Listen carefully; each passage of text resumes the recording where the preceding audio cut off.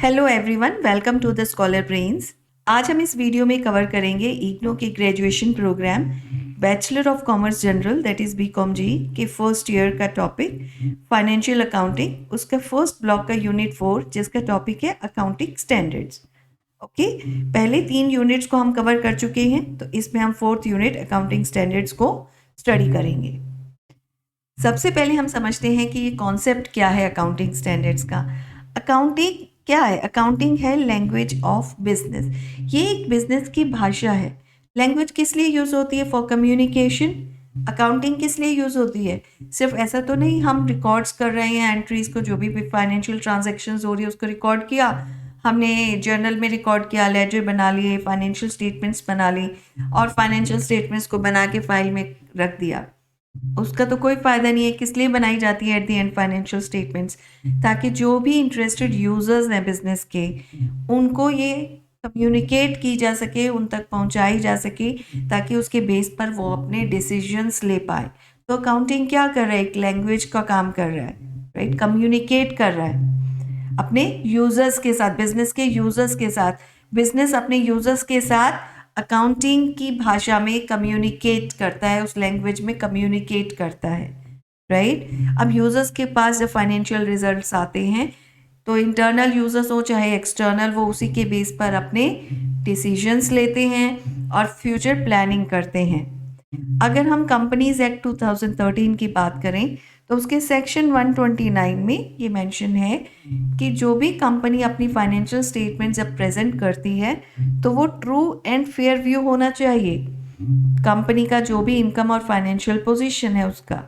लेकिन वो ये नहीं बताता है कि इसके लिए क्या रूल्स फॉलो करने चाहिए बिजनेस को। ये यहाँ से हमारे पास रिक्वायरमेंट आती है अकाउंटिंग के रूल्स की, कि कुछ रूल्स होने चाहिए जिन्हें सभी बिजनेसेस फॉलो करें, ताकि एक ट्रू एंड फेयर व्यू एक किसी भी कंपनी की इनकम या फाइनेंशियल पोजीशन का सामने आए। उसके लिए डेवलप हुए जनरली एक्सेप्टेड अकाउंटिंग प्रिंसिपल्स, इनको बोलते हैं गैप। ओके, सिर्फ फाइनेंशियल स्टेटमेंट्स बनाते वक्त ही नहीं, जितनी भी ट्रांजैक्शंस अकाउंटिंग में होती हैं, फर्स्ट एंट्री से लेकर लास्ट फाइनेंशियल स्टेटमेंट्स तक बनाने तक, सभी रूल्स इसमें मेंशन हैं। उन्हीं प्रिंसिपल्स को बिजनेसेस फॉलो करते हैं। अब ये जब इसकी नीड महसूस हुई कि कुछ अकाउंटिंग प्रिंसिपल्स होने चाहिए, तब स्टैब्लिश हुई international accounting standards committee IASC on 29 June 1973। Institute of chartered accountants of India ICAI and institute of cost accountants of India दोनों ही IASC के मेंबर्स हैं। ICAI institute of chartered accountants of India ये भी अपनी accounting standards बनाता है, लेकिन ये किसके ऊपर बेस्ड होते हैं? ये होते हैं जो भी इंटरनेशनल अकाउंटिंग स्टैंडर्ड्स का पैटर्न है उसी पर बेस्ड होते हैं। ये क्या करता है, जो भी इंडियन अकाउंटिंग की रिक्वायरमेंट्स हैं उसके हिसाब से उन स्टैंडर्ड्स में, उन पैटर्न्स में थोड़ा मॉडिफिकेशन कर देता है, लेकिन पैटर्न वही होता है। ओके, तो अकाउंटिंग स्टैंडर्ड्स क्या हैं? अकाउंटिंग के वो प्रिंसिपल्स और रूल्स जिन्हें फॉलो किया जाता है फाइनेंशियल स्टेटमेंट्स को बनाते वक्त, ताकि उन स्टेटमेंट्स में एक यूनिफॉर्मिटी बनी रहे और जब उसके जो इंटरेस्टेड यूजर्स हैं उनको ये इंफॉर्मेशन दी जाए तो वो एक सेम मैसेज कन्वे करें सभी यूजर्स को।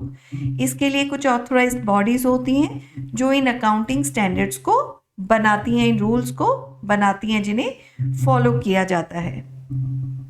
अब आता है कि नेचर क्या है, nature of accounting standards. Accounting standards का पर्पस वही है जो अकाउंटिंग की कैरेक्टरिस्टिक्स होती हैं।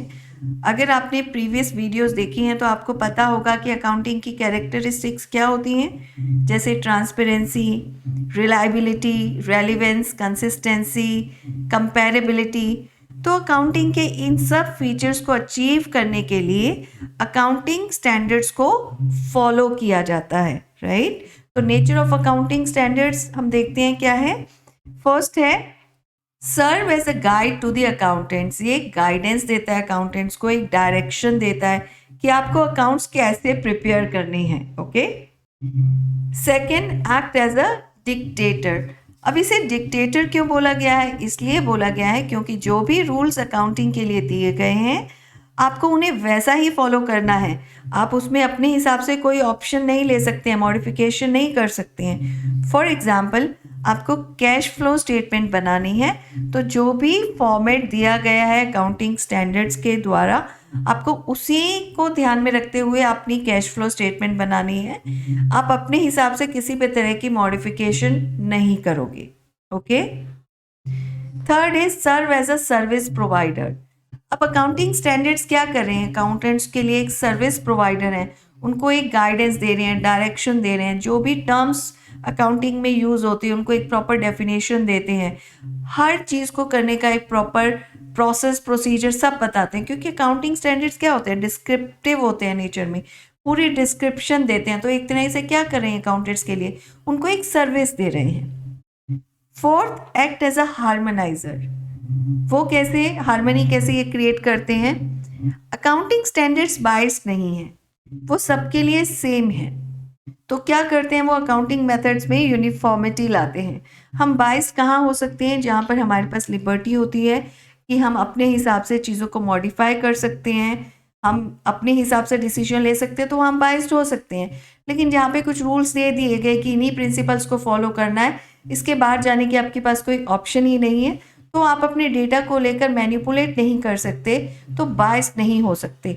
तो जो हम बात करते हैं कि ट्रू और फेयर व्यू होना चाहिए कंपनी की पोजीशन को लेकर, फाइनेंशियल स्टेटस को लेकर, उसकी इनकम को लेकर, तो ये अकाउंटिंग स्टैंडर्ड्स उस नीड्स को, उस रिक्वायरमेंट को पूरा करते हैं। तो इस तरह से वो एक हार्मनी बना के रखते हैं कि किसी भी तरह का कॉन्फ्लिक्ट क्रिएट नहीं होता है। अब देखते हैं कि बेनिफिट्स क्या है अकाउंटिंग स्टैंडर्ड्स के। फर्स्ट है स्टैंडर्डाइज्ड अकाउंटिंग।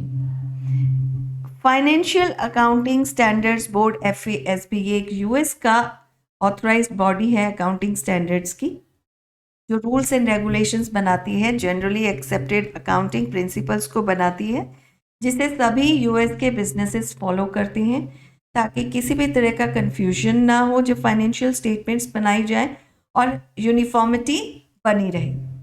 ओके। जैसे कि हम एग्जांपल लेते हैं, FASB क्या कहती है कि आपको अपनी इन्वेंट्री कैलकुलेट करनी है, तो जब आप बिगिनिंग ऑफ द ईयर जो मेथड यूज़ कर रहे हैं, at the end of the year भी आपको सेम मेथड यूज़ करना है। आप अलग अलग मेथड यूज़ नहीं कर सकते। तो वो क्या दे रही है? एक प्लेटफॉर्म दे रही है बिजनेसेस को, एक स्टैंडर्डाइज प्लेटफॉर्म कि यही है, इसी को फॉलो करना है, डिविएट नहीं कर सकते आप इससे। Okay. Second is problem identification. अब मान लीजिए एक बिजनेस है, वो एक सर्टेन टाइप ऑफ लाइबिलिटी को जब अपनी इनकम स्टेटमेंट में दिखाता है तो वो उसकी नेट इनकम को लो करती है, और अकॉर्डिंगली जब वो चेक करता है तो उसे लगता है ये तो अनफेयर है, जिस तरह से ये लाइबिलिटी मेरी नेट इनकम को लो कर रही है ये फेयर नहीं है, ऐसा नहीं होना चाहिए। अब मान लीजिए कि ये प्रॉब्लम दो बिजनेसेस को पता चलती है, दोनों अपने हिसाब से अपना अपना सॉल्यूशन निकालते हैं और फाइनेंशियल स्टेटमेंट निकाल देते हैं। तो क्या उससे सही पिक्चर दोनों की आएगी? क्या हम उस डेटा को कंपेयर कर सकते हैं? नहीं कर सकते। तो क्या होता है, जब भी किसी बिजनेस को इस तरह की कोई दिक्कत आती है तो जो भी ऑथराइज्ड बॉडीज हैं जैसे कि FASB, ये इनको रिपोर्ट करते हैं वो प्रॉब्लम।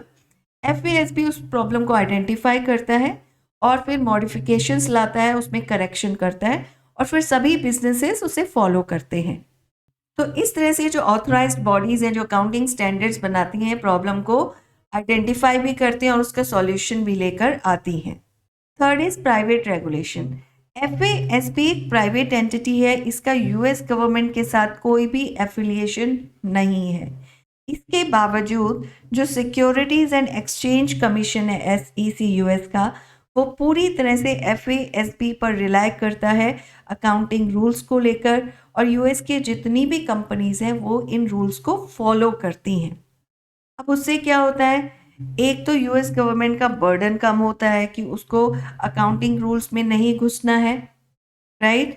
और प्राइवेट सेक्टर को पूरी तरह से अपने बिजनेसेस को, ऑर्गेनाइजेशंस को, उनकी नीड्स को पूरी फ्रीडम के साथ अपने हिसाब से रूल्स बनाने में भी हेल्प मिलती है, क्योंकि उनके ऊपर कोई भी एक्सटर्नल प्रेशर नहीं आता है, ना ही कोई पॉलिटिकल प्रेशर होता है, ना ही कुछ और। वो सिर्फ बिजनेसेस और ऑर्गेनाइजेशंस की नीड्स, रिक्वायरमेंट्स, अकाउंटिंग के स्टैंडर्ड्स को देखते हुए, अकाउंटिंग की ज़रूरतों को देखते हुए इन रूल्स को बनाते हैं, ताकि बिजनेसेस को रन करने में उनके फाइनेंशियल पोजीशंस जब सामने आती हैं, बिजनेसेस को ग्रो करना होता है, एक्सपैंड करना होता है, तो किस पर डिपेंड करते हैं? अपनी फाइनेंशियल स्टेटमेंट्स पर डिपेंड करते हैं, क्योंकि उसी के बेस पर कोई भी इन्वेस्टर, क्रेडिटर अपना डिसीजन लेगा। एक बैंक लोन देगा तो भी उसकी उन्हीं के हिसाब से अपना डिसीजन लेगा। तो उनको भी फ्रीडम मिलती है कि वो अपनी ग्रोथ में, एक्सपेंशन में किसी भी एक्सटर्नल चीज़ों का इन्फ्लुएंस नहीं आता है अकाउंटिंग रूल्स बनाने में। Fourth is international accounting standard. अब क्या हो रहा है कि कंपनीज ग्लोबलाइज्ड हो रही हैं। ग्लोबलाइजेशन जैसे जैसे बढ़ता जा रहा है, तो कंपनीज अपनी ही कंट्री में नहीं, बहुत सारी डिफरेंट कंट्रीज में ऑपरेट करती हैं। अगर हर कंट्री अपने ही रूल्स फॉलो करेगी, तो एक कंपनी जिसकी अलग अलग कंट्रीज में ऑपरेशंस हैं, वो अलग अलग तरीके से अपनी फाइनेंशियल स्टेटमेंट्स बनाएंगे, तो उन्हें इंटरनली भी वो डेटा को कंपेयर नहीं कर सकते।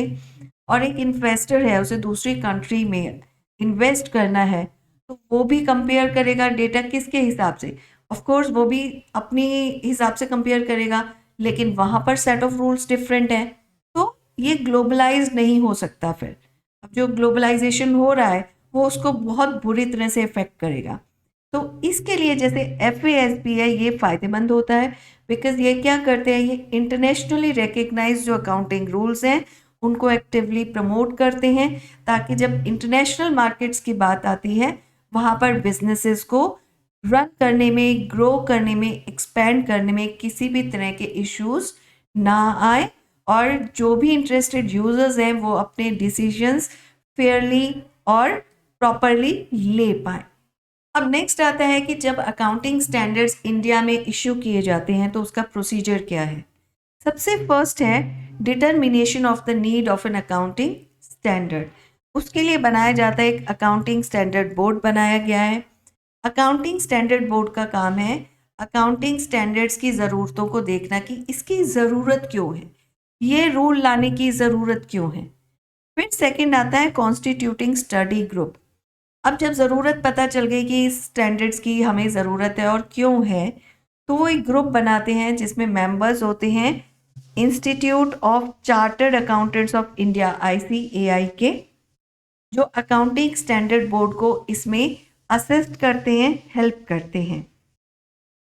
अब हमें ज़रूरत पता चल गई, हमने एक स्टडी ग्रुप भी बना लिया।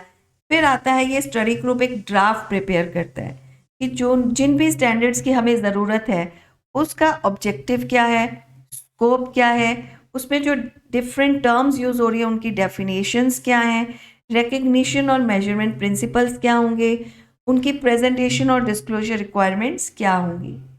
जब ये ड्राफ्ट प्रिपेयर हो जाता है, तो इस ड्राफ्ट को एनालिसिस के लिए भेजा जाता है, जो है हमारा fourth step, analysing the draft.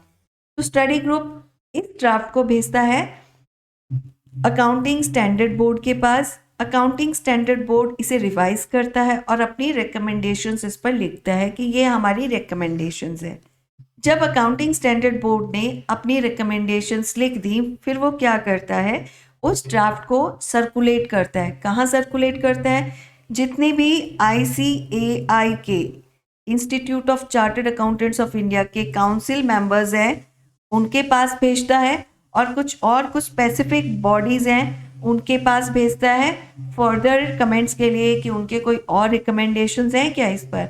जैसे स्पेसिफिक बॉडीज़ में institute of works and cost accountants of India है, मिनिस्ट्री ऑफ कंपनी अफेयर्स हैं, ये एक लिस्ट है, और इसके अलावा भी और भी कुछ रेलिवेंट स्पेसिफिक बॉडीज़ होती हैं, उनके पास ये ड्राफ्ट भेजता है, और वो उस ड्राफ्ट को देखते हैं और अपने अपने रिकमेंडेशंस उस पर करते हैं, कमेंट्स करते हैं।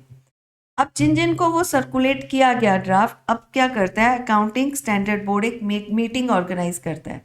तो 6 स्टेप आता है holding discussion and finalising exposure draft. अब उस ड्राफ्ट से जो सर्कुलेट किया गया एक एक्सपोजर ड्राफ्ट बनाना है, उसके लिए जिन जिन को भेजा गया उनके रिप्रेजेंटेटिव्स आते हैं उन बॉडीज़ के, और एक मीटिंग होती है जिसमें सब अपना पॉइंट ऑफ व्यू रखते हैं, अपनी रिकमेंडेशंस रखते हैं, एनालिसिस होता है, डिस्कशन होता है, उसके बेस पर एक एक्सपोजर ड्राफ्ट तैयार किया जाता है। ओके, एक्सपोजर ड्राफ्ट तैयार हो गया। अब इस एक्सपोजर ड्राफ्ट को फिर से सर्कुलेट किया जाता है। अब इसे कहाँ सर्कुलेट किया जाता है? इसे अकाउंटिंग स्टैंडर्ड बोर्ड भेजता है आईसीएआई के मेंबर्स के पास और पब्लिक के लिए सर्कुलेट करता है कि कोई भी कमेंट्स हैं आपके, कोई भी व्यूज़ हैं तो आप इस पर दे सकते हैं। जब सब रिकमेंडेशंस, कमेंट्स कुछ भी और फर्दर होते हैं, आ जाते हैं, तो उसके बाद इस एक्सपोजर ड्राफ्ट को फाइनलाइज किया जाता है। तो 8th स्टेप आता है finalising the exposure draft. Okay, एक बार फाइनलाइज कर दिया एक्सपोजर ड्राफ्ट को, एज पर कमेंट्स होने लगा यहाँ पे मॉडिफिकेशन की, चलो ये पॉइंट ठीक है, यहाँ ज़रूरत है, यहाँ पे इसको रिवाइज कर लिया जाए। रिवीजन सारा वर्क हो गया, एक्सपोजर ड्राफ्ट फाइनलाइज हो गया। फिर वो क्या करता है अकाउंटिंग स्टैंडर्ड बोर्ड, ये जो फाइनलाइज्ड ड्राफ्ट होता है इसको भेजता है आईसीएआई की काउंसिल के पास। ये आता है हमारा 9th step, means modifying and issuing the accounting standard. अब आईसीआई क्या करेगा, वो इसे चेक करेगा, जहाँ पर भी फर्दर उसे मॉडिफिकेशन फिर लगती है तो अकाउंटिंग स्टैंडर्ड बोर्ड के साथ कंसल्ट करेगा, और भी कहीं पे कोई अभी मॉडिफिकेशन रह गई है उसे लगता है कर देते हैं, ये ज़रूरी है, वो सब करता है। और करने के बाद, मॉडिफाई होने के बाद, जब properly relevant standard, accounting standard बन जाता है तो उसे इश्यू कर दिया जाता है। ओके, तो ये था हमारा procedure for issuing accounting standards in India, जिसमें 9 स्टेप्स हैं। सबसे पहला था ज़रूरत क्या है अकाउंटिंग स्टैंडर्ड्स की। सेकंड आता है एक स्टडी ग्रुप बनाया जाता है जिसमें आईसीएआई के मेंबर्स होते हैं। ये स्टडी ग्रुप एक ड्राफ्ट प्रिपेयर करता है जिसमें कुछ पॉइंट्स उन्हें स्टैंडर्ड, जो भी अकाउंटिंग स्टैंडर्ड चाहिए उससे रिलेटेड होते हैं। उस ड्राफ्ट को वो एनालिसिस के लिए अकाउंटिंग स्टैंडर्ड बोर्ड को भेजता है। वो उस पर जो भी रिविजन वर्क है वो लिख देता है, अपनी रिकमेंडेशंस मेंशन करता है। फिर अकाउंटिंग स्टैंडर्ड बोर्ड इसे फिर से काउंसिल के पास भेजता है, आईसीएआई की और कुछ और स्पेसिफिक बॉडीज़ हैं उनके पास इस ड्राफ्ट को भेजा जाता है। अब वो लोग अपने रिकमेंडेशंस वगैरह उस पर देखते हैं, पढ़ते हैं, लिख कर देते हैं। फिर अकाउंटिंग स्टैंडर्ड बोर्ड इन सभी बॉडीज़ के साथ एक मीटिंग अरेंज करता है। उस मीटिंग में उनके साथ डिस्कशंस होती हैं और डिस्कशन के बाद वो एक फाइनली एक एक्सपोजर ड्राफ्ट तैयार करता है। फिर इस एक्सपोजर ड्राफ्ट को आईसीएआई के पास भेजा जाता है और पब्लिक के लिए सर्कुलेट किया जाता है कि आप अपने अभी भी कोई कमेंट्स है तो आप बोल सकते हैं। जो भी एक्सपोजर ड्राफ्ट पर उनके पास किसी भी तरह की रिकमेंडेशन, कमेंट्स आती हैं, उसको देखकर अकाउंटिंग स्टैंडर्ड बोर्ड उसे फाइनलाइज करता है, फिर भेज देता है आईसीएआई के पास। आईसीएआई फिर क्या करता है, अकाउंटिंग स्टैंडर्ड बोर्ड के साथ कंसल्ट करके देखता है कोई और मॉडिफिकेशन की ज़रूरत है। जो भी नेसेसरी मॉडिफिकेशंस हैं वो सब की जाती हैं और फाइनली इसे इश्यू कर दिया जाता है। ओके, हमें ये पता चल गया कि अकाउंटिंग स्टैंडर्ड्स इंडिया में कैसे इश्यू किए जाते हैं, उसका प्रोसीजर क्या है। अब अगर किसी बिजनेस को पहली बार फर्स्ट टाइम अडॉप्ट करना है जो भी इंडियन अकाउंटिंग स्टैंडर्ड्स दिए गए हैं, उन रूल्स एंड रेगुलेशंस के अकॉर्डिंग उसे अपनी बिजनेस की फाइनेंशियल स्टेटमेंट्स प्रिपेयर करनी है। अब उसका फर्स्ट टाइम अडॉप्शन है तो उसके लिए वो कहीं पर तो रिक्वायरमेंट चेक करेगा, क्या रिक्वायरमेंट्स है जो उसे फुलफिल करनी होंगी। तो वो उसे कहाँ मिलता है, वो मिलता है इंडियन अकाउंटिंग स्टैंडर्ड 101 में। ओके, इंड AS 101 ये बताता है कि फर्स्ट टाइम अगर आपको इंडियन अकाउंटिंग स्टैंडर्ड्स को अडॉप्ट करना है तो कौन से रूल्स को आपको फॉलो करना होगा, कौन सी रिक्वायरमेंट्स होंगी जिन्हें आपको फुलफिल करना होगा। ओके, इसका ऑब्जेक्टिव क्या है इंड AS 101 का, ये अकाउंटिंग स्टैंडर्ड इंश्योर करता है कि जो भी बिजनेस एंटिटी पहली बार इंडियन अकाउंटिंग स्टैंडर्ड्स को फॉलो करने जा रही है, जो भी वो उनको फॉलो करके अपनी फाइनेंशियल स्टेटमेंट्स बनाएगी या इंटरिम फाइनेंशियल रिपोर्ट्स बनाएगी, ओके, उससे जो भी इंफॉर्मेशन उसके यूजर्स को मिले वो हाई क्वालिटी इंफॉर्मेशन हो, जैसे कि वो ट्रांसपेरेंट इंफॉर्मेशन दे यूजर्स को, कंपेरेबल हो। ओके, जिस भी पीरियड के लिए वो रिपोर्ट्स को प्रेजेंट कर रही है वो कंपेरेबल रिपोर्ट्स हो। और ये एक सूटेबल स्टार्टिंग पॉइंट भी बताता है कि ओके, आपको फर्स्ट टाइम आप अडॉप्ट कर रहे हो तो आपको कहाँ से शुरू करना है, कब से शुरू करना है, तो एक सूटेबल स्टार्टिंग पॉइंट क्या होगा। और ये भी इंश्योर करता है कि आपका जो कॉस्ट है वो बेनिफिट्स को एक्सीड नहीं करना चाहिए। ओके, तो ये इसका ऑब्जेक्टिव है इंड AS 101 का। अब इसका स्कोप क्या है? इसका स्कोप ये है कि जब भी business entity first time adopt करता है इंडियन अकाउंटिंग स्टैंडर्ड को और सारे रूल्स एंड रेगुलेशंस 101 में चेक करता है, उसकी रिक्वायरमेंट्स चेक करता है और जो भी उसकी रिक्वायरमेंट्स उनको पूरा करता है और जो भी उसकी फाइनेंशियल स्टेटमेंट फर्स्ट आती है उसमें जितने भी रूल्स एंड रेगुलेशंस है वो फॉलोड होनी चाहिए। अगर वो इवन इंटरिम रिपोर्ट भी बनाता है जब से उसने शुरू किया है इंडियन अकाउंटिंग स्टैंडर्ड को, जब से उसने उसका स्टार्टिंग पॉइंट है अडॉप्ट किया है, उसके बीच में कोई भी वो इंटरिम रिपोर्ट भी बना रहा है वो भी उसके ही अकॉर्डिंग इंडियन अकाउंटिंग स्टैंडर्ड्स के अकॉर्डिंग, रूल्स के अकॉर्डिंग होनी चाहिए।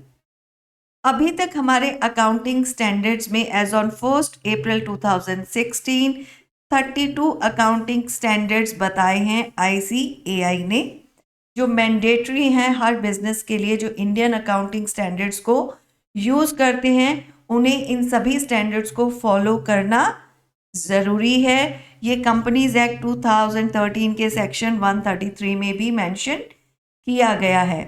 ये फॉलोइंग लिस्ट दी गई है, ये सारी लिस्ट है जो 32 अकाउंटिंग स्टैंडर्ड्स हैं एज पर इंडियन अकाउंटिंग स्टैंडर्ड्स। तो आप इन लिस्ट को देख सकते हैं, एक बार इन्हें पढ़ लीजिएगा कि क्या क्या है।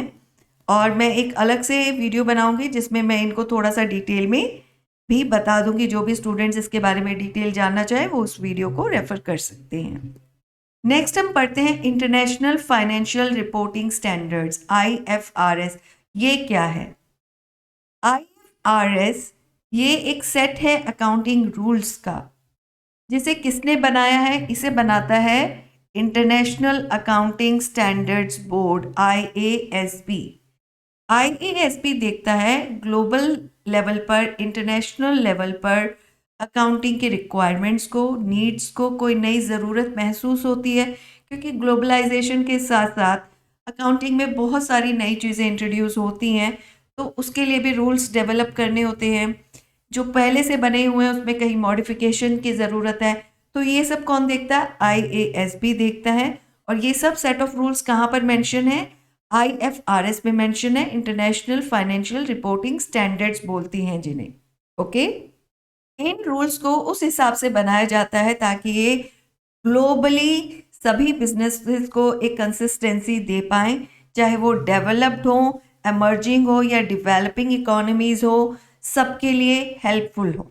ओके, ताकि जो भी इन्वेस्टर्स हैं या यूजर्स हैं फाइनेंशियल स्टेटमेंट्स में जो इंटरेस्टेड होते हैं बिजनेस की, वो कंपेयर कर सके फाइनेंशियल परफॉर्मेंसेस को, इंटरनेशनल लेवल पर भी कंपेयर कर सकें और अपने डिसीजंस ले सकें और बिजनेसेस भी एक्सपेंड कर पाएँ, ग्रो कर पाएँ। IFRS आज की डेट में मोर देन 100 कंपनीज में मैंडेटरी है, including the European union. Even G20 के 2/3 मेंबर्स भी IFRS को फॉलो करते हैं। नेक्स्ट क्वेश्चन आता है, IFRS की ज़रूरत क्या है? What is the need for international financial reporting standards? First is easy access to global और इंटरनेशनल कैपिटल मार्केट्स। देखिए, जैसे जैसे ग्लोबलाइजेशन बढ़ रहा है, बिजनेस डिफरेंट कंट्रीज में ऑपरेट कर रहे हैं, तो हमें एक ऐसे कॉमन अकाउंटिंग स्टैंडर्ड की ज़रूरत है ताकि हम एक दूसरे की फाइनेंशियल स्टेटमेंट्स को कंपेयर कर सके, चेक कर सके, इससे पहले कि हम डिफरेंट कंट्रीज में इन्वेस्ट करें। जब भी कोई इन्वेस्टर किसी दूसरी कंट्री में इन्वेस्ट करता है तो इन्वेस्ट करने से पहले वो क्या चेक करता है? वो बिजनेस की फाइनेंशियल स्टेटमेंट्स चेक करता है। अगर इन्वेस्टर को दूसरी कंट्री के बिजनेस की फाइनेंशियल स्टेटमेंट्स समझ में ही नहीं आएंगी, अगर वो डिफरेंट अकाउंटिंग स्टैंडर्ड्स को फॉलो करते हैं, तो इन्वेस्टर उस कंट्री में इन्वेस्ट क्यों करेगा जब उसे यही नहीं समझ में आया कि वो बिजनेस प्रॉफिट में जा रहा है, उसकी करंट फाइनेंशियल पोजीशन क्या है, उसका इनकम क्या है, राइट? तो इन सब लिमिटेशंस को ओवरकम करने के लिए IFRS को बनाया गया, ताकि जो ग्लोबलाइजेशन की वजह से डिफरेंट कंट्रीज में जो एक्सपैंड हो रहे हैं बिजनेसेस, वो जब भी अपनी फाइनेंशियल स्टेटमेंट्स बनाते हैं, प्रिपेयर करते हैं, उसमें एक यूनिफॉर्मिटी हो और उन्हें विद इन द बिजनेस उस डेटा को कंपेयर करना हो या इंटरनेशनल लेवल पर डिफरेंट कंट्रीज़ के बिजनेसेस के साथ डेटा को कंपेयर करना हो, चाहे इंटरनल यूजर्स हो या एक्सटर्नल यूजर्स हो, उनके लिए ये इजी हो जाता है। तो उससे क्या होता है, तो डेफिनेटली इन्वेस्टर्स की जो मार्केट है वो भी बिजनेसेस के लिए बढ़ जाती है। वो सिर्फ अपनी कंट्री में ही नहीं, दूसरी कंट्रीज में भी they can look for expansion for investors, right. तो यहाँ पे ज़रूरत आती है IFRS की। Second is global harmony, uniformity and comparability. तो जैसे हमने अभी इस पॉइंट में पढ़ा, इससे क्या होता है, एक हार्मनी क्रिएट होती है, एक प्रॉपर स्टैंडर्ड वे बनता है फाइनेंशियल स्टेटमेंट्स इंटरनेशनल लेवल पर बनाने का, जिससे डेटा कंपैरिजन इजी हो जाता है। Third, check on manipulation in financial statements. Definitely कोई भी अकाउंटिंग स्टैंडर्ड जब बनाए जाते हैं वो यही ध्यान में रख के बनाए जाते हैं कि कोई भी उसमें इंफॉर्मेशन जो भी प्रेजेंट की जाती है उसमें कोई भी डेटा मैनिपुलेशन ना हो, राइट। तो एक ट्रू फेयर व्यू किसी भी कंपनी की फाइनेंशियल स्टेटमेंट्स का उसके इंटरेस्टेड यूजर्स के सामने आ सके। ओके, तो ये है कि क्यों ज़रूरत थी IFRS की, क्यों इसे इंट्रोड्यूस किया गया। नेक्स्ट इज, जैसे इंडिया में हमने पढ़ा कि अकाउंटिंग स्टैंडर्ड्स को जब इशू किया जाता है उसका एक प्रोसीजर है, ऐसे ही IFRS का भी एक प्रोसीजर है। इस प्रोसेस को बोलते हैं ड्यू प्रोसेस, जिसमें बहुत सारे इंडिविजुअल्स भी होते हैं, कुछ ऑर्गेनाइजेशंस भी वर्ल्ड में से हैं जिनके रिप्रेजेंटेटिव्स उसमें होते हैं, इन्वॉल्व होते हैं इस प्रोसेस में, ड्यू प्रोसेस में, जिसमें स्टैंडर्ड्स को, अकाउंटिंग स्टैंडर्ड्स को बनाया जाता है। तो इसमें क्या क्या स्टेजेस हैं, इसमें भी 6 स्टेजेस हैं। जैसे हमने अकाउंटिंग स्टैंडर्ड्स इंडिया में इश्यूएंस के प्रोसीजर पढ़े थे, ऑलमोस्ट वैसा ही है। First is setting the agenda. Of course जैसे उसमें क्या हमने पढ़ा था, ज़रूरत देखी जाती है क्या है, तो डेफिनेटली यहाँ पर भी एजेंडा क्या है, क्या किसकी ज़रूरत है, क्यों है, किस लिए बनाना है, वो सब देखा जाता है। फिर उस प्रॉपर स्टैंडर्ड्स को जो लाने हैं उनके ऊपर एक प्रॉपर प्लान किया जाता है, प्रोजेक्ट बनाया जाता है, जैसे हम उसमें एक ड्राफ्ट बनाते हैं, राइट।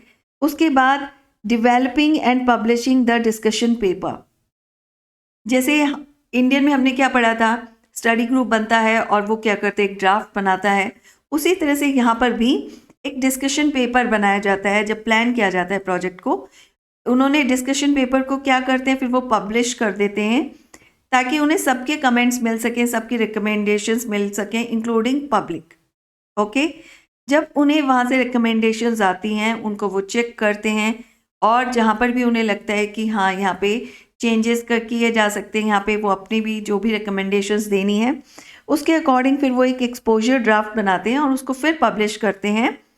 फिर से पब्लिक कंसल्टेशन के लिए कोई भी रिकमेंडेशंस किसी की तरफ से आने हो, they always say it's most welcome. अगर आपके पास कोई भी कमेंट्स हैं आप हमें दे सकते हैं। ओके, उसके बाद जब एक्सपोजर ड्राफ्ट के ऊपर सब कुछ आ जाता है, जो भी टाइमलाइन है उस पर जो भी रिकमेंडेशंस उनके पास आनी है आ गई, वो उसको देखते हैं, एनालाइज करते हैं। ओके, और जो भी अकाउंटिंग स्टैंडर्ड बनाना है उसे डेवलप करते हैं और उसे पब्लिश कर देते हैं। ओके, उसके बाद उसके प्रोसीजर्स को बता दिया जाता है कि इस अकाउंटिंग स्टैंडर्ड के प्रोसीजर क्या होंगे फॉलो करने के लिए, राइट। तो समझ में आ गया IFRS का प्रोसीजर क्या है। इट्स ऑलमोस्ट सिमिलर जैसा कि इंडिया में है, ऑलराइट। नेक्स्ट क्वेश्चन आता है, IFRS की ज़रूरत क्या है, what is the need for international financial reporting standards. First is easy access to global और इंटरनेशनल कैपिटल मार्केट्स। देखिए, जैसे जैसे ग्लोबलाइजेशन बढ़ रहा है, बिजनेस डिफरेंट कंट्रीज में ऑपरेट कर रहे हैं, तो हमें एक ऐसे कॉमन अकाउंटिंग स्टैंडर्ड की ज़रूरत है ताकि हम एक दूसरे की फाइनेंशियल स्टेटमेंट्स को कंपेयर कर सके, चेक कर सके, इससे पहले कि हम डिफरेंट कंट्रीज में इन्वेस्ट करें।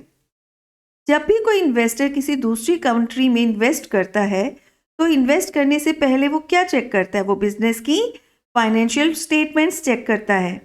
अगर इन्वेस्टर को दूसरी कंट्री के बिजनेस की फाइनेंशियल स्टेटमेंट्स समझ में ही नहीं आएंगी, अगर वो डिफरेंट अकाउंटिंग स्टैंडर्ड्स को फॉलो करते हैं, तो इन्वेस्टर उस कंट्री में इन्वेस्ट क्यों करेगा जब उसे यही नहीं समझ में आया कि वो बिजनेस प्रॉफिट में जा रहा है, उसकी करंट फाइनेंशियल पोजीशन क्या है, उसका इनकम क्या है, राइट। तो इन सब लिमिटेशंस को ओवरकम करने के लिए IFRS को बनाया गया ताकि ये जो ग्लोबलाइजेशन की वजह से डिफरेंट कंट्रीज में जो एक्सपैंड हो रहे हैं बिजनेसेस, वो जब भी अपनी फाइनेंशियल स्टेटमेंट्स बनाते हैं, प्रिपेयर करते हैं, उसमें एक यूनिफॉर्मिटी हो और उन्हें विद इन द बिजनेस उस डेटा को कंपेयर करना हो या इंटरनेशनल लेवल पर डिफरेंट कंट्रीज़ के बिजनेसेस के साथ डेटा को कंपेयर करना हो, चाहे इंटरनल यूजर्स हों या एक्सटर्नल यूजर्स हों, उनके लिए ये इजी हो जाता है। तो उससे क्या होता है, तो डेफिनेटली इन्वेस्टर्स की जो मार्केट है वो भी बिजनेसेस के लिए बढ़ जाती है।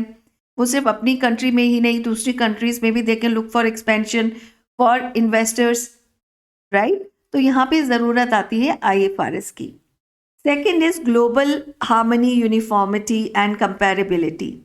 तो जैसे हमने अभी इस पॉइंट में पढ़ा, इससे क्या होता है, एक हार्मनी क्रिएट होती है, एक प्रॉपर स्टैंडर्ड वे बनता है फाइनेंशियल स्टेटमेंट्स इंटरनेशनल लेवल पर बनाने का, जिससे डेटा कंपैरिजन इजी हो जाता है।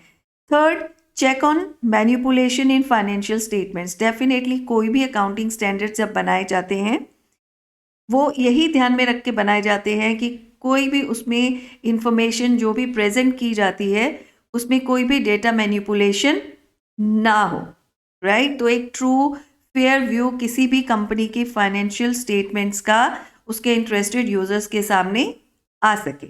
ओके, तो ये है कि क्यों ज़रूरत थी IFRS की, क्यों इसे इंट्रोड्यूस किया गया।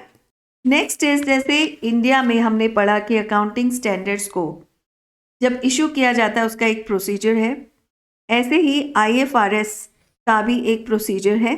इस प्रोसेस को बोलते हैं ड्यू प्रोसेस, जिसमें बहुत सारे इंडिविजुअल्स भी होते हैं, कुछ ऑर्गेनाइजेशंस भी वर्ल्ड में से हैं जिनके रिप्रेजेंटेटिव्स उसमें होते हैं, इन्वॉल्व होते हैं इस प्रोसेस में, ड्यू प्रोसेस में, जिसमें स्टैंडर्ड्स को, अकाउंटिंग स्टैंडर्ड्स को बनाया जाता है। तो इसमें क्या क्या स्टेजेस हैं, इसमें भी 6 स्टेजेस हैं।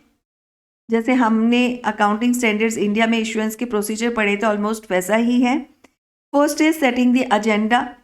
ऑफ कोर्स जैसे उसमें क्या हमने पढ़ा था, ज़रूरत देखी जाती है क्या है, तो डेफिनेटली यहाँ पर भी एजेंडा क्या है, क्या किसकी ज़रूरत है, क्यों है, किस लिए बनाना है, वो सब देखा जाता है। फिर उस प्रॉपर स्टैंडर्ड्स को जो लाने हैं उनके ऊपर एक प्रॉपर प्लान किया जाता है, प्रोजेक्ट बनाया जाता है, जैसे हम उसमें एक ड्राफ्ट बनाते हैं, राइट। उसके बाद developing and publishing the discussion paper. जैसे इंडियन में हमने क्या पढ़ा था, स्टडी ग्रुप बनता है और वो क्या करते हैं, एक ड्राफ्ट बनाता है।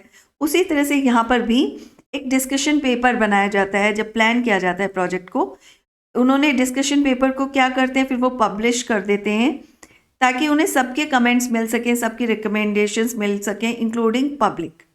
ओके, जब उन्हें वहाँ से रिकमेंडेशंस आती हैं उनको वो चेक करते हैं और जहाँ पर भी उन्हें लगता है कि हाँ यहाँ पे चेंजेस किए जा सकते हैं, यहाँ पे वो अपनी भी जो भी रिकमेंडेशंस देनी है उसके अकॉर्डिंग फिर वो एक एक्सपोजर ड्राफ्ट बनाते हैं और उसको फिर पब्लिश करते हैं। फिर से पब्लिक कंसल्टेशन के लिए कोई भी रिकमेंडेशंस किसी की तरफ से आने हो, they always say it's most welcome. अगर आपके पास कोई भी कमेंट्स है आप हमें दे सकते हैं। ओके, उसके बाद जब एक्सपोजर ड्राफ्ट के ऊपर सब कुछ आ जाता है, जो भी टाइमलाइन है उस पर जो भी रिकमेंडेशंस उनके पास आनी है आ गई, वो उसको देखते हैं, एनालाइज करते हैं। ओके, और जो भी अकाउंटिंग स्टैंडर्ड बनाना है उसे डेवलप करते हैं और उसे पब्लिश कर देते हैं। ओके, उसके बाद उसके प्रोसीजर्स को बता दिया जाता है कि इस अकाउंटिंग स्टैंडर्ड के प्रोसीजर क्या होंगे फॉलो करने के लिए, राइट। तो समझ में आ गया IFRS का प्रोसीजर क्या है। इट्स ऑलमोस्ट सिमिलर जैसा कि इंडिया में है।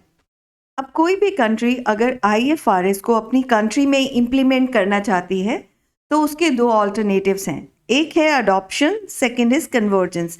अडॉप्शन क्या है, अडॉप्शन कहता है कि IFRS जो भी उसकी ओरिजिनल फॉर्म है आप उसे वैसे का वैसे ही एक्सेप्ट कर लेते हो, उसमें किसी भी तरह का कोई भी चेंज अलाउड नहीं है, चाहे वो लैंग्वेज हो, चाहे फॉर्मेट दिया गया हो, तो आपको वैसे का वैसे ही पूरी तरह से IFRS अपनी कंट्री में इम्प्लीमेंट करना है। तो वो तो हो गया एडॉप्शन। सेकंड है ऑप्शन कन्वर्जेंस। कन्वर्जेंस मीन्स आप अपनी कंट्री में IFRS इम्प्लीमेंट करते हो लेकिन कुछ मॉडिफिकेशंस के साथ, मीन्स आपकी पर्टिकुलर कंट्री में जो भी आपके अकाउंटिंग रिक्वायरमेंट्स हैं उनको देखते हुए जहाँ पर भी आपको सूटेबल मॉडिफिकेशंस लगते हैं वो आप करते हो और उन मॉडिफिकेशंस के साथ आप IFRS को इम्प्लीमेंट करते हो। ओके, इंडिया भी कन्वर्जेंस के थ्रू IFRS को इम्प्लीमेंट करता है।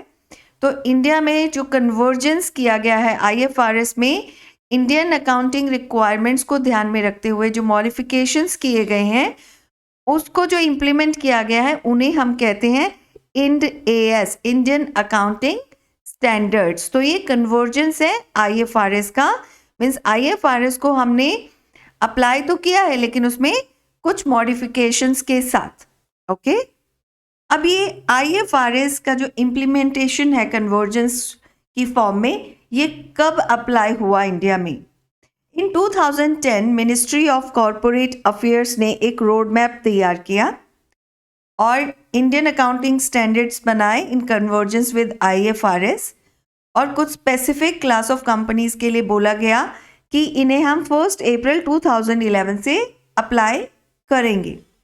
लेकिन जब 2014 में ऑडिट हुआ तो उसकी रिपोर्ट नंबर 2 का चैप्टर 4 है, उसमें मेंशन किया गया है कि ये जो डेट थी 1 अप्रैल 2011, ये मिनिस्ट्री ऑफ कॉरपोरेट अफेयर्स ने नोटिफाई नहीं की जो भी उन्होंने रोड मैप में लिखा था, जिसकी वजह से ये इम्प्लीमेंटेशन नहीं हो पाए जिस तरह से होने चाहिए थे। तो एज अ रिजल्ट क्या हुआ, मिनिस्ट्री ऑफ कॉरपोरेट अफेयर्स ने बहुत सारे स्टेक होल्डर्स और रेगुलेटर्स के साथ कंसल्ट किया और 2 जनवरी 2015 को एक प्रेस नोट रिलीज़ किया जिसमें उन्होंने अपना रोड मैप रिवाइज करते हुए कहा कि वो इंडियन अकाउंटेड स्टैंडर्ड्स जो कन्वर्जेंस हैं IFRS का, उन्हें अप्लाई करेंगे। लेकिन कुछ कंपनीज को एक्सेप्शन थी, जैसे banking companies, insurance companies, non banking finance companies, इनके लिए मैंडेटरी नहीं था। ओके, इनको IFRS से बाहर रखा गया। मिनिस्ट्री ऑफ कॉरपोरेट अफेयर्स जब रिवाइज रोड मैप लेकर आए तो उन्होंने कहा कि 1 अप्रैल 2015 से जो अकाउंटिंग पीरियड स्टार्ट हो रहा है, ओके, उस पीरियड के स्टार्टिंग से जो भी बिजनेसेस IND-AS को इम्प्लीमेंट करना चाहते हैं, मीन्स कन्वर्जेंस ऑफ IFRS को इम्प्लीमेंट करना चाहते हैं, वो कर सकते हैं। ये वॉलेंट्री बेसिस पर था, मैंडेटरी नहीं था। उसके बाद सेकंड अपडेट आता है जिसमें कहा गया कि 1 अप्रैल 2016 का जो अकाउंटिंग पीरियड है, ओके, उसमें इसे मैंडेटरी कर दिया गया कि इस अकाउंटिंग पीरियड से जो भी कंपनी स्पेसिफाई की गई हैं उनके लिए इन स्टैंडर्ड्स को, अकाउंटिंग स्टैंडर्ड्स को इम्प्लीमेंट करना मैंडेटरी है। कौन कौन सी कंपनीज थी? जिनकी इक्विटी और या डेब्ट सिक्योरिटीज लिस्टेड हैं या लिस्टिंग के प्रोसेस में है, चाहे वो इंडिया का स्टॉक एक्सचेंज हो चाहे किसी और कंट्री का स्टॉक एक्सचेंज हो, और जिनका नेट वर्थ ₹500 करोड़ या उससे ज़्यादा है। और कोई भी कंपनीज जो ए में कवर्ड नहीं है लेकिन उनका नेट वर्थ ₹500 करोड़ या उससे ज़्यादा है। कोई भी होल्डिंग, सब्सिडरी, जॉइंट वेंचर्स या एसोसिएट कंपनीज हैं जो ए और बी दोनों में कवर होती हैं, इन सब के लिए क्या था? मैंडेटरी था। ओके, फिर एक और अपडेट आया कि 1 अप्रैल 2017 से जो अकाउंटिंग पीरियड स्टार्ट हो रहा है उसमें भी ये मैंडेटरी था। इसमें कुछ चेंजेस लाए गए। वो चेंजेस ये थे कि कोई भी कंपनी जिसकी इक्विटी या डेब्ट सिक्योरिटी लिस्टेड है या प्रोसेस में है लिस्टिंग के, इंडिया के स्टॉक एक्सचेंज में या इंडिया से बाहर किसी भी कंट्री के स्टॉक एक्सचेंज में, और जिनका नेट वर्थ चाहे ₹500 करोड़ से लेस भी क्यों ना हो, ओके, स्टिल उन्हें इम्प्लीमेंट करना होगा। इससे पहले वाले 2016 फेज में क्या बोला गया था कि नेट वर्थ या तो 500 करोड़ हो या उससे ज़्यादा हो, लेकिन 2017 में जो आया रोड मैप, इसमें भी मैंडेटरी बेसिस पर था और बोला गया कि ऐसा नहीं है कि भाई 500 करोड़ से ज़्यादा हो। अगर आपका नेटवर्थ 500 से लेस भी है लेकिन कंपनी की इक्विटीज़ या डेब्ट सिक्योरिटीज़ लिस्टेड है या लिस्टिंग के प्रोसेस में है, उनके लिए भी ये मैंडेटरी है।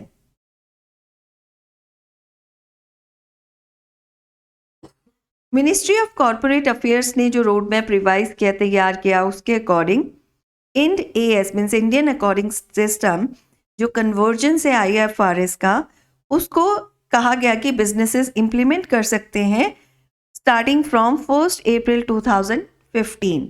तो 1 अप्रैल 2015 से जो भी अकाउंटिंग पीरियड बिगिन हो रहा है वो उस पीरियड से बिजनेसेस इसको इम्प्लीमेंट कर सकते हैं, लेकिन ये वॉलेंट्री बेसिस पर था। ये मतलब मैंडेट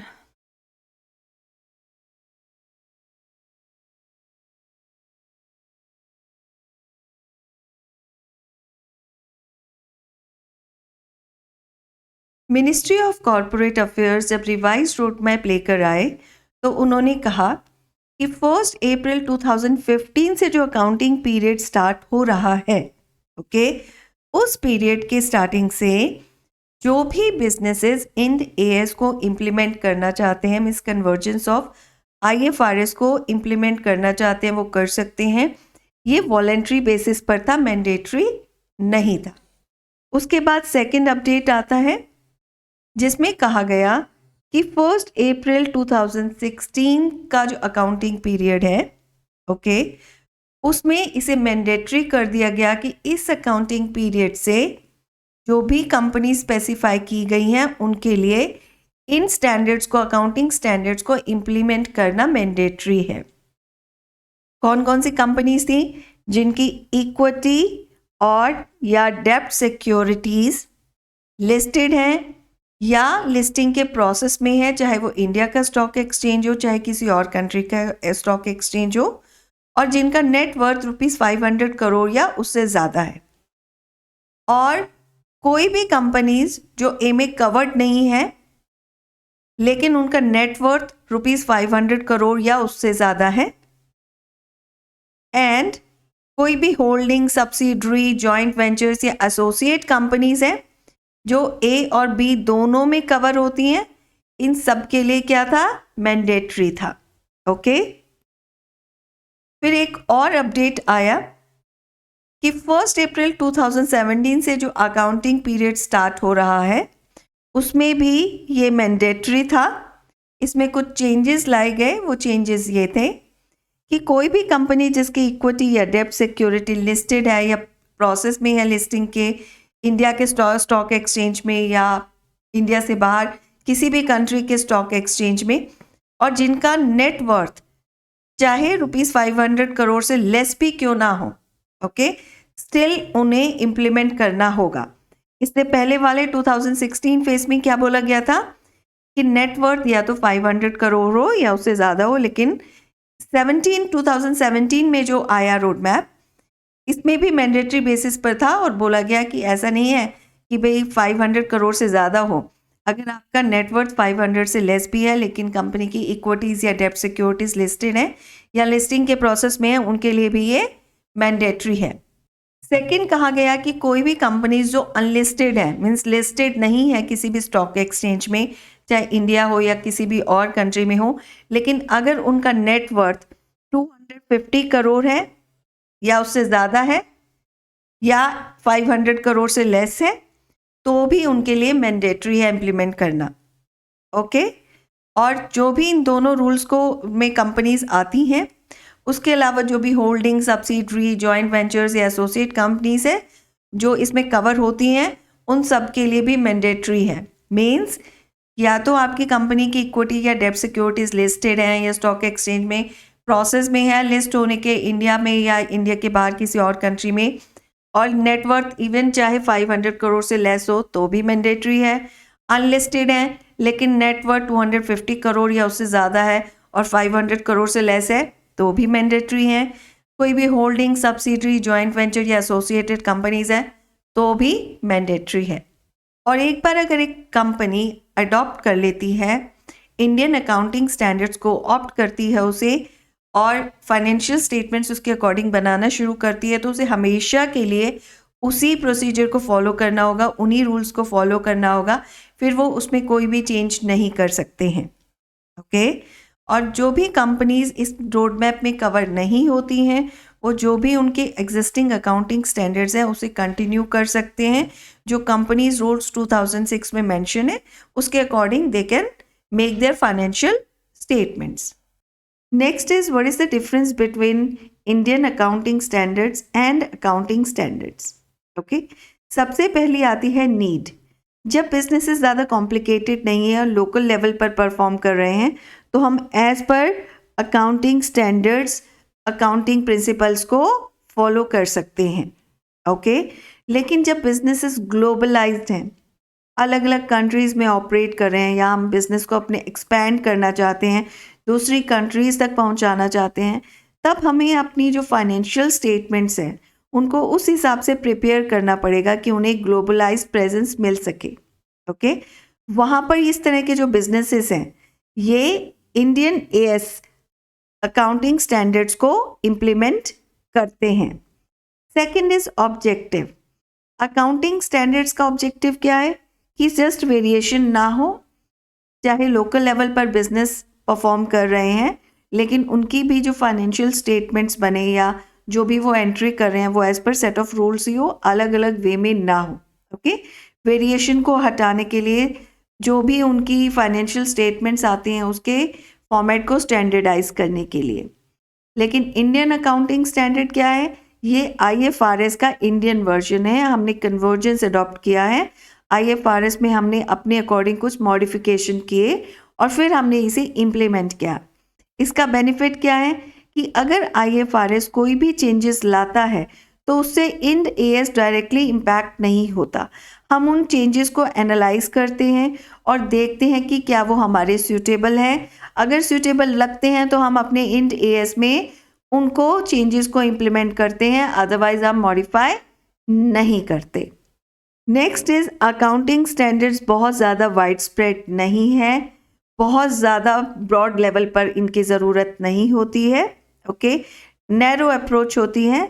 लेकिन इंड AS जो है ये बहुत सारे एरियाज़ को, क्योंकि ग्लोबलाइज्ड प्रेजेंस की बात है तो चाहे रेवेन्यू की रिपोर्ट्स हों, एक्सपेंसेस, एसेट्स, लायबिलिटीज़, इक्विटी, तो ये एक वाइडर रेंज पर एरियाज़ को कवर करता है.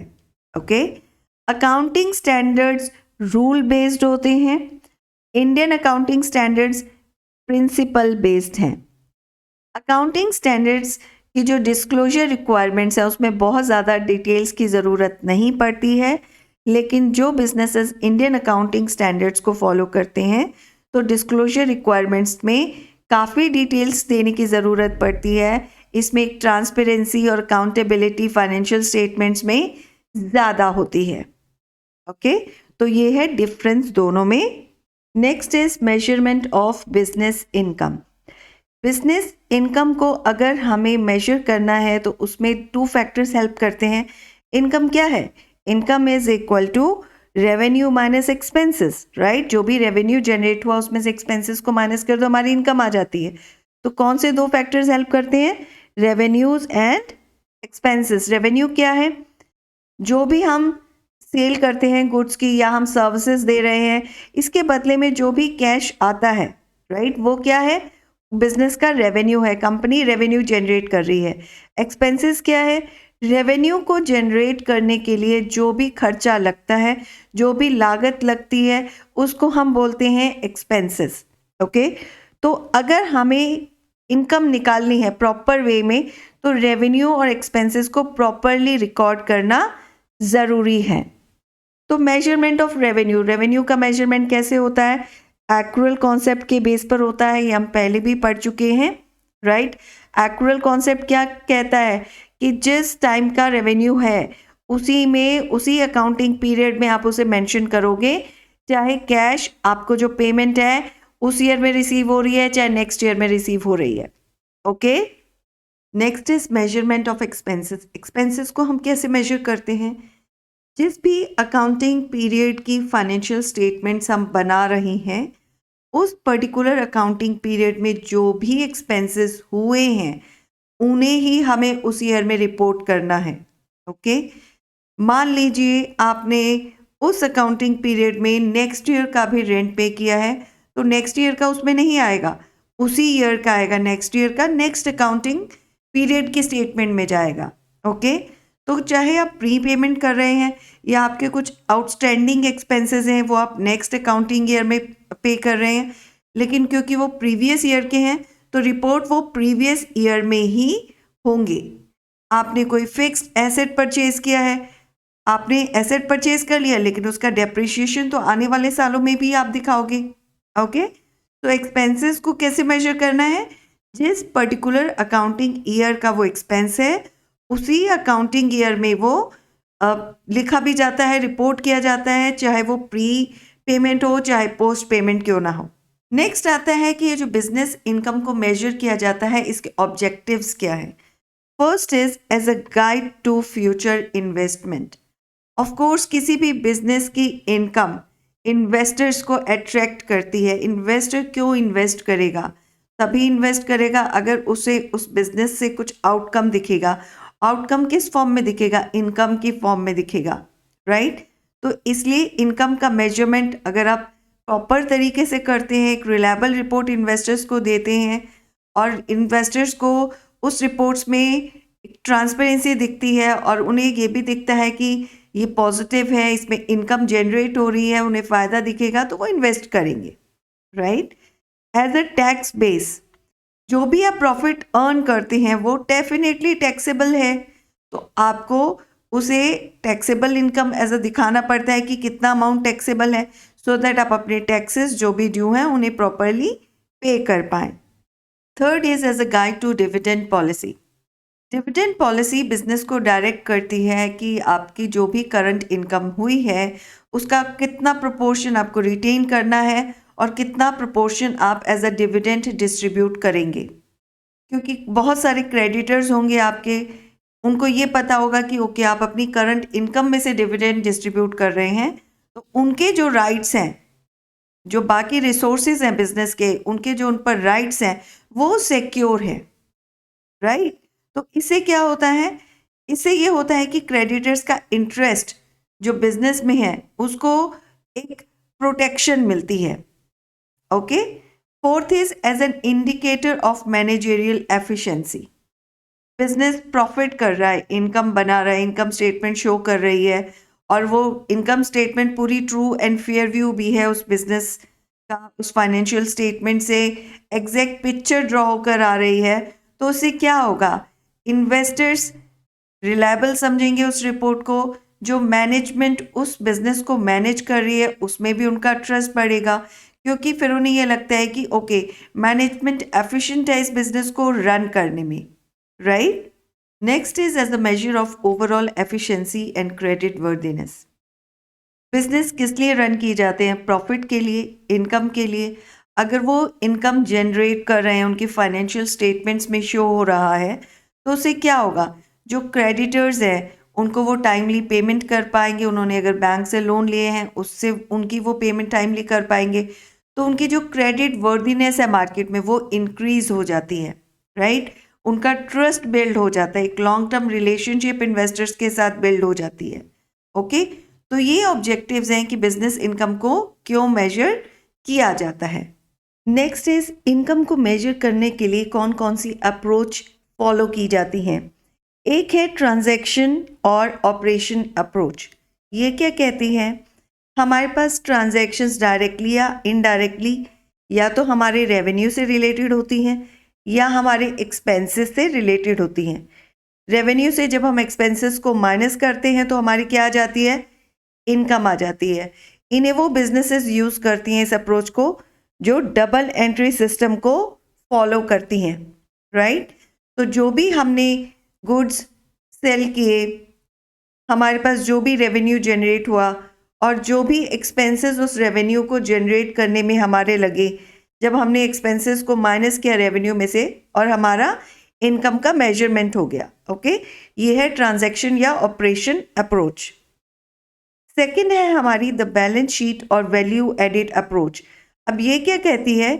इसमें नेट एसेट्स को कंपेयर किया जाता है। जब एक अकाउंटिंग पीरियड स्टार्ट होता है, जब ओपनिंग बैलेंस में देखा जाता है कि नेट एसेट्स कितने हैं। नेट एसेट्स क्या होते हैं? Assets minus liabilities.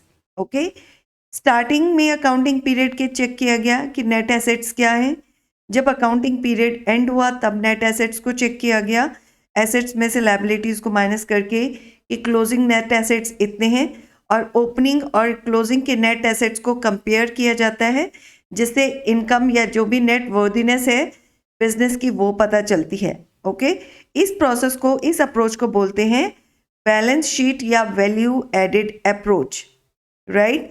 तो इसमें हम इनकम को कैसे कैलकुलेट कर रहे हैं? बैलेंस शीट की हेल्प से कैलकुलेट कर रहे हैं।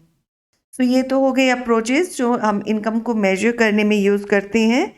एक और कॉन्सेप्ट है जिसे हम फॉलो करते हैं इनकम को मेजर करने के लिए, जिसे बोलते हैं रियलाइजेशन कॉन्सेप्ट। इसके बारे में हम पहले भी पढ़ चुके हैं। इसे रेवेन्यू रिकग्निशन प्रिंसिपल भी कहते हैं। हमने पहले भी ये पढ़ा है कि रेवेन्यू को कब रिकग्नाइज किया जाता है बिजनेस में। मान लीजिए आपने सेल की, आपने गुड्स दे दिए, बेचे, कैश आया, आपने रिपोर्ट कर दिया, एंट्री कर दी, लेकिन आपने क्रेडिट पर सेल की। तो अगर आपका जो कैश है, मान लीजिए वो नेक्स्ट अकाउंटिंग पीरियड में आ रहा है, लेकिन रेवेन्यू किसका माना जाएगा?